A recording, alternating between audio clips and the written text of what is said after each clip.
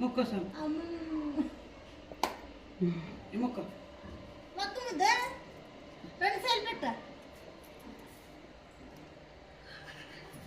పాపకు ముక్కేసి దా బంగారు దా hi friends అందరికి జై వాసు దోశ చేస్తాను చూడండి. జై ఈరోజు మా నాన్నమ్మ దోశ పోస్తుంది ఎత్తుకుంటా చూడండి ఎంత బాగా పోస్తుంది. మా అమ్మ కూడా అట్లే దోశ చట్నీ పల్యం పల్యం ఆయిల్ వేయాలంటము వేయలేం నూనె అవ్వ చిన్న దోశ పోసి ఇటు జేజీ కాడ పట్టింది చూడండి. చెప్పు ముద్దు దోశ చట్నీ